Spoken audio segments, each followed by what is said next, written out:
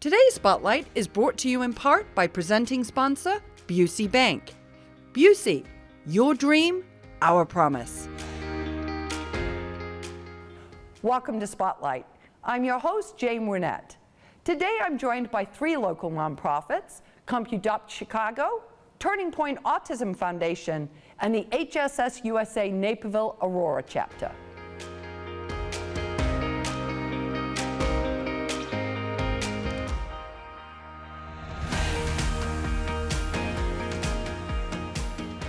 You're watching Spotlight, and joining me now representing Compudopt Chicago is Shelia Jackson. Welcome to the show, Shelia. Thank you for having me. We're excited to learn about this organization. This is new to our show. So explain to us a little bit about the history and what is Compudopt? So Compudopt started in 2007 in Texas, actually. At the height of the pandemic in 2020, the Chicago office opened. That was during the time where the children were e-learning and the need was so great. There's so many children that do not have devices in order to be successful in school. Yeah, so it really is, and I think we've heard a lot about that term, digital divide, right? And Yes. It's sort of those that have the technology that they need, whether that's for the e-learning or even just learning at home and Absolutely. access to the resources, and those that don't. Talk a little bit more about that and why it's so important to bridge that digital divide. I mean, let's think about it. Maybe 10 years ago, the gap was really people who were homeless or people who were hungry. But think about today, technology rules everything. There's nothing that you can do that does not require some sort of technology, even as simple as going to the grocery store, right?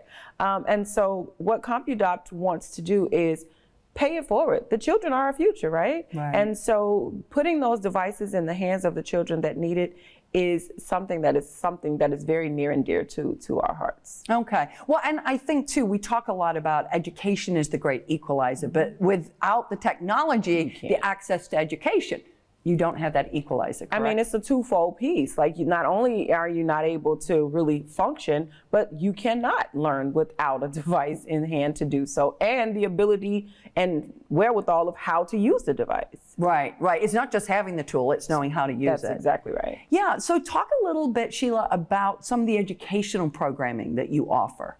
Well, thank you for asking about that. Not many people realize that that is a part of what we do as well. We offer several different programs that really reach out to children of different ages. So one we talk about is this Tiny Techs. Then we have our early adopters, Learn to Earn, and STEAM team. We have an IT Pathways, which is now being revamped to really reach out and grab those people who really are wanting to go into a technology field. And obviously you just talked about it, you've got like different pathways for each of those, right? That is correct. And is it an on-site learning? Is it, how are the programs taught? So we bring the programs to you. So let's just say a community-based organization would like to have a early adopters program, and usually it will be after school. So that definitely helps parents who may be working and not necessarily knowing what to do with their children after school. This is an opportunity for the child to be engaged in something that's going to be meaningful and something that they can take away with them, and knowing that this is what they're doing. You're not wondering where are they just watching TV or whatever the case may be. And we bring it to you. We do have an opportunity to offer it virtually, but we prefer one-on-one, hands-on. Yeah, absolutely. So you're working with partners, I assume, in that way. So talk a little bit about that. So we work with all different types of community-based organizations, and we also work with organizations that are philanthropic and want to pay it forward to schools or community centers or families who just cannot afford to be a part of the programming or to receive the computers. Okay. So now, you know, and I love the name, the Compudopt, which I love that whole thought. Talk a little bit about the intake of computers and how you distribute them, Shelia. That's a great question as well. So we do it the old-fashioned way. Donate your computers to us. Obviously, it sounds simple, but today it seems a little bit more tough, just because a lot of organizations who want to donate computers to us have SOPs in place that don't allow them to donate their computer without removing the hard drive. Okay. What we prefer is computers that are 5 years or younger, where we refurbish them. We follow the DOD standards, and we refurbish the computers and put them right back into the community. Okay. Yeah, it is tricky with that, isn't it? Because it's very tricky. Yeah, you want to the last thing you want is a computer ending up in the landfill, but then you also want to make sure that sensitive information is not passed forward. Absolutely. And then for computers that are older that we may not be able to refurbish, we recycle them for parts or for monies, and that allows us to buy more computers to put back also out in the distribution area. And the way those work is usually drive-through model. We partner with you. We pull up in your parking lot, we set up, and we have a registration. The families scan their QR code, they get their device, and they're going about their way. Okay, so is it just computers, or do you also take tablets or phones? So what's kind of the parameter there? It's just computers. Okay. And it's also, with that, they receive 2 years of tech support and 2 years of warranty on those same devices. Oh, that's wonderful. So as you're distributing them out, it's good, it's safe, Yes, right? Absolutely. We don't put anything out in the street that we wouldn't take home to our own families. Okay, that's wonderful. So if people wanted to get around this concept, Shelia, how can they help? What can they do? Donate, whether it be old devices. Everybody has 1 or 2 old computers that are just sitting in the closet because they don't want to pay to recycle it. Just donate it to Compudopt for free, and it will make you feel better to know it's going right back into the community. And financially, we always take funds to, again, purchase computers and put them right back out there. Okay, and we can find all that information on your website, right? Absolutely. Okay, thank you so much for coming by. We so appreciate it. Thank you for having me. We appreciate you. Absolutely. And if you are interested in learning more about Compudopt Chicago and how you can either donate a computer or even receive a computer, please go and visit their website. We're going to take a quick break, but stay tuned. We're coming right back with more Spotlight.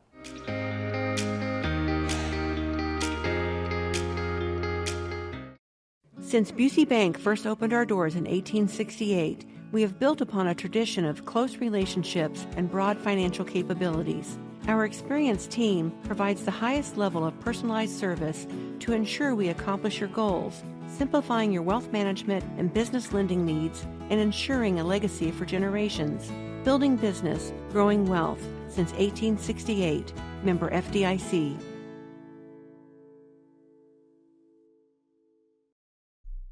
We live in a safe community, but not a crime-free community. If you see something, say something. Be a Naperville Crime Stopper.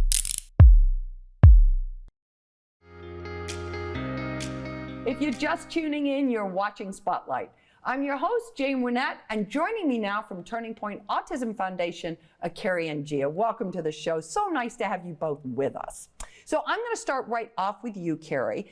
It's an exciting anniversary year for you, 15 years. So talk about what this milestone means. Yeah, well, 15-year anniversary for an organization like ours is really special, something to celebrate, because it started with just an idea. You know, Naperville mom and dad, Kim and Randy Wolf, just wanting to do something different for their son with autism. And that little idea now has blossomed into this really established organization offering a number of services in the community. So it's pretty special. For me, 15 means we really sort of have started to grow up. It means we still have a lot to learn, but it's a lot to celebrate. Yeah, I mean, that whole sustainability of being able to get out of the gate and get it moving and get it into the second decade, that's a lot. Yeah, absolutely. Yeah. Now, Gia, talk a little bit. Your son has been a recipient of the services at Turning Point. So talk a little bit about that experience. Sure. My son has been with Turning Point for close to 4 years now. We came from public school, which was not meeting his needs, both behaviorally and psychologically. And we came into Turning Point full of hope. And I will never forget the day that we started. My son has made unbelievable strides just in the 4 years that he's been there. They're such an amazing support to the family, not only to my son, but to our entire family. And it's just been an unbelievably exciting time for him because he just continues to move forward in ways that we never thought possible. That's wonderful. That's wonderful. If he were to use a word, how would he describe his experience? Love. Oh. The Dominic, love, that's exudes from him. That's the beauty of autism, I always say, is they're so pure. My son is so pure, and he loves everyone truly at Turning Point and loves going there. It's never an issue. So it's just amazing overall. Oh, that's wonderful to hear. And I know Carrie and the staff work so hard. And let's talk a little bit about some of the programming that you do, Carrie. Sure. So, and it has evolved because of the pandemic. We're just moving through. But we have primarily our therapeutic day school for students like Dom. And now we go all the way down to age 5. Okay. So 5 to 22, we have classrooms to service their needs. And then we have some adult pilots for employability or employment. And those have been really changing a lot with COVID, some new opportunities as people move to remote work. That opened up some doors for some of our graduates in that way. They get to be in a more comfortable environment working from home. And then some of our on-site employment programs have also shifted, but we're always happy when we get to add one of our graduates to our paid team, which is very exciting. And then we also expanded to offer monthly respite during COVID to provide our families with additional support once a month. Yeah, that was nice because going remote, as you say, can be beneficial to some of your students, but it can put a lot of strain on the family, right? Absolutely. That's a big part. We saw a lot of that. It was, and our families are wonderful and they were very flexible, and Turning Point was really the first school of our kind to come back, and we started on site services July of 2020. Yeah. So we were able to at least provide something, but did expand into respite just to add a little bit more. And our team also loves Dominic and his friends, so it's fun for us to get some really rec time in. It's not high demand time, those respites. It's just time for them to enjoy being together. Yeah, and that's a big age range, right? I mean, because when you started, so remind me, when you started 15 years ago, what was kind of the age range that you were really working with at that time? So we started really with a middle school classroom, and for a long time thought we might stay in that space and just age with those kids. But as early interventions in the schools have picked up and referrals from schools were younger ages, that's where the need was. And that's what Turning Point really wants to be, is fulfilling the need in the community. And that's part of how we make our decisions on how we evolve programs next, is to make sure we're of service to the Naperville and surrounding area. That's wonderful. Gia, if you were sitting down having a cup of coffee with another parent who maybe was sitting in the same situation as you were with Dominic, what would you say to them? What would be your advice? In going into how I went into the program with Turning Point, it was just such a phenomenal experience. I think every family goes through an emotional stage when they have to make such a transfer. We transferred from public to Turning Point, but it was such an uplifting and supportive process. And the love that my son got from Turning Point, and the amount of communication that they gave to me as well, because of the reservations, obviously, sometimes with him going to school and having the outbursts that he does. It just was a sense of calm. And I think any family that's going through this diagnosis, it comes with its challenges, and mostly you need the support. And you don't sometimes find that in regular public school. But Turning Point has been an unbelievable support, not just to Dom, but to the entire family. Yeah, it's you're all walking together in that journey. Oh, absolutely. We're a team. And as a matter of fact, I say this all the time. People often say, what would Jesus do? I often say, what would Turning Point do? Oh, that's lovely. That's lovely. What's next for you, Carrie? 15, you're going to celebrate, you're going to enjoy that anniversary, but what's next? Yeah, we are going to celebrate. We have some really fun events coming up right around the corner, like our pumpkin race, which is highly inclusive for any ability and any age to come participate in downtown Naperville. We're going to race pumpkins again. Okay. End of October. And then we also are going to celebrate with another car raffle. We have a 2023 Toyota Sequoia Capstone we're raffling off. Nice. And that will happen in December. And then beyond that, all that funding that we'll raise in these events is really helping us expand again. So Okay. the time is now. We have come through this pandemic a stronger team and full. Our building is full. We've been spending the last 15 years building it out. So now we're looking at what comes next because the number of students in need of our program has only grown exponentially. So we want to be able to continue to evolve and serve. And expand your building. Yes. Yeah, okay. Well, listen, I'm so glad that you could stop by and share your story, Gia and Carrie. Always so lovely to see you and be able to celebrate this 15th with you. Thanks, Jane. You're welcome. To find out more about Turning Point Autism Foundation, please go and visit their website. Don't go away. We're coming right back with more Spotlight.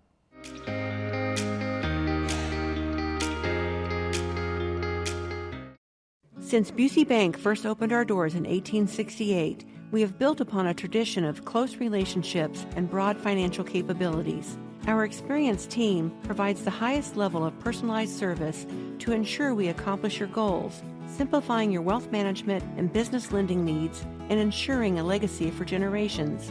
Building business, growing wealth since 1868. Member FDIC.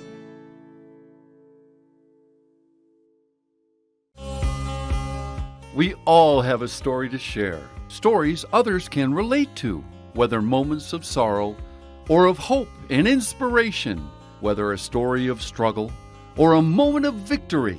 Every little moment captured and shared helps us to feel more informed, helps us to feel more engaged with and connected to the community we all call home.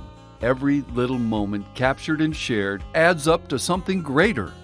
For us, that something is the collective story of Naperville, a city rich in its volunteer spirit, its diversity, its traditions and celebrations, and so much more. In Naperville, there are so many stories worth sharing, and for the past 35 years, it's been our honor to tell those stories and share them with you.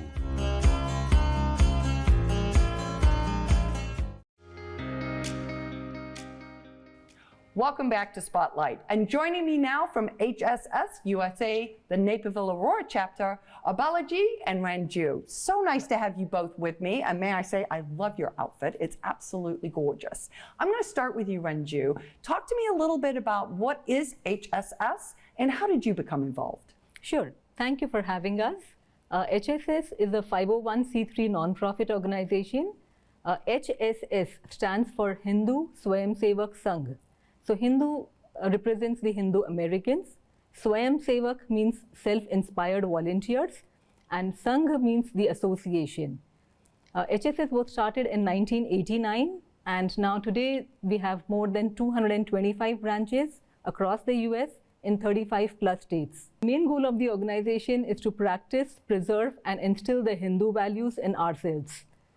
Okay, that's a lot. And I love how the name has so many different parts to those three parts. That's interesting. Talk to us a little bit, Balaji, about kind of the programming and the kinds of things that you do. Yeah, so as was just mentioned, there are more than 225 chapters all over the United States. We have one right here in the Naperville, Aurora area.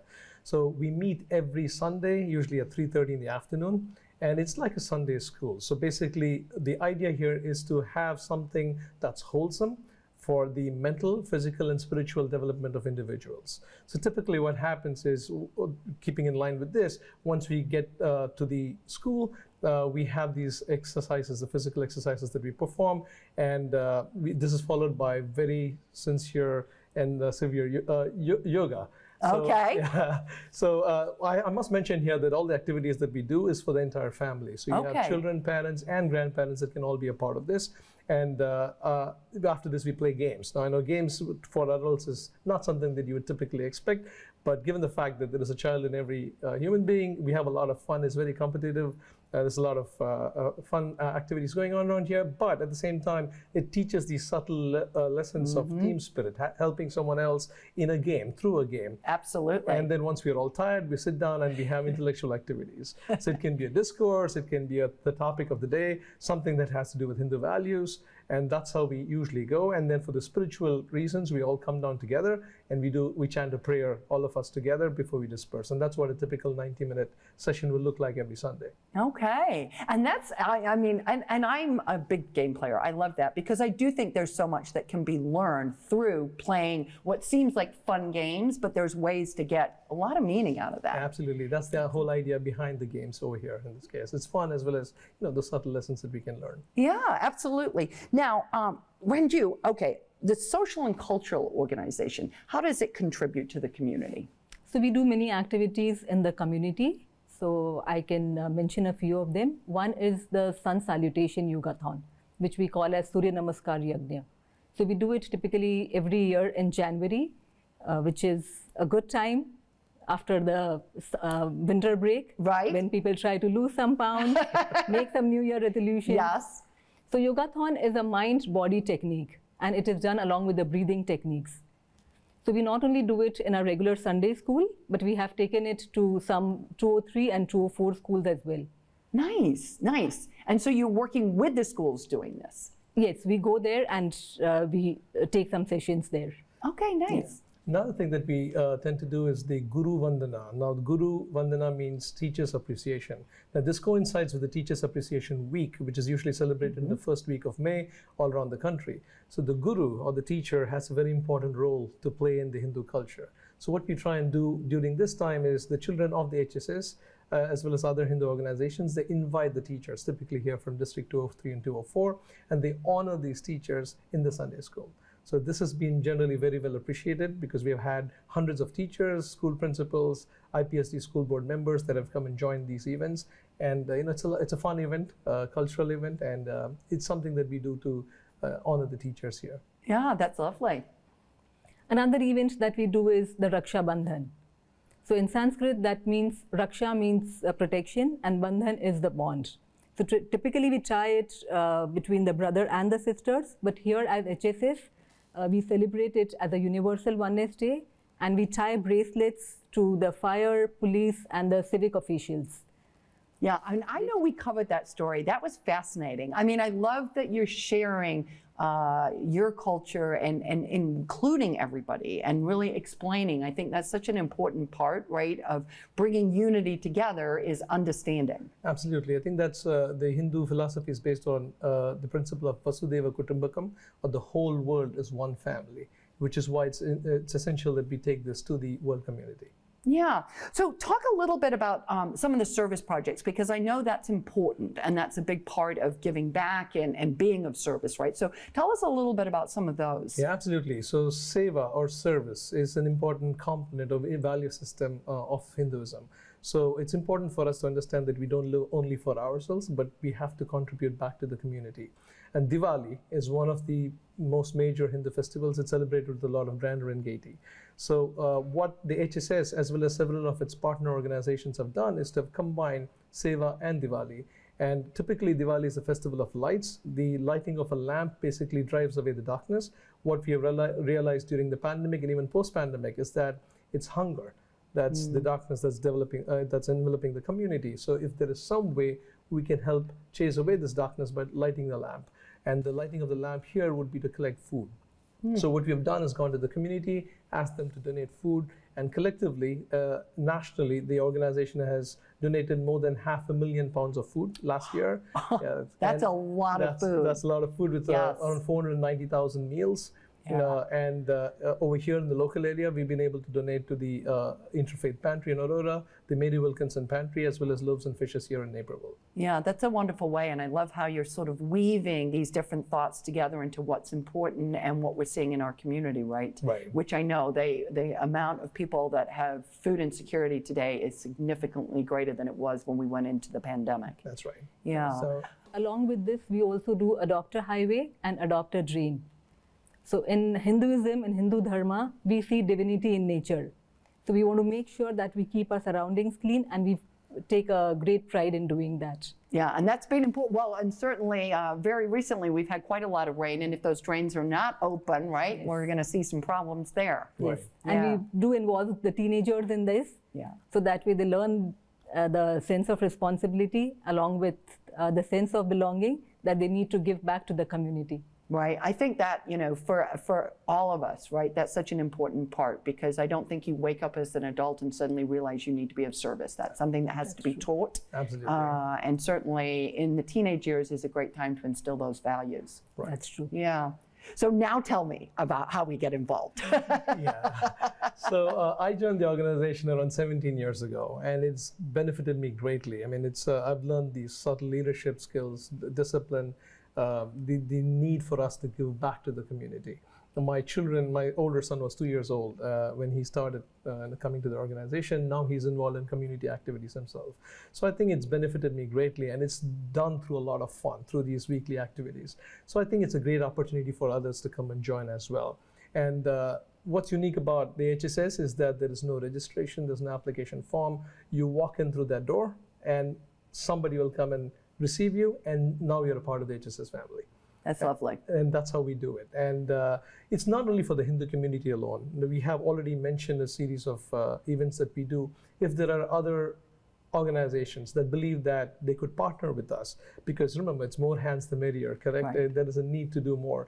And if these organizations come together with us, we can actually achieve more. Similarly, if there is something that other organizations are doing where they feel that HSS can lend a helping hand, then we would be more than happy to partner with these organizations and get something done. The ultimate goal being that we should build a stronger community and a stronger USA. Oh, I love that. Well, thank you. I really so appreciate you coming by and giving us just, some really good understanding about what HSS is, how you serve the community, and how you get involved. So, yeah, we'd like to thank you as well and appreciate what you do for the community. Well, thank you. And if you would like more information about the HSS-USA, specifically the Naperville Aurora chapter, please go and visit their website.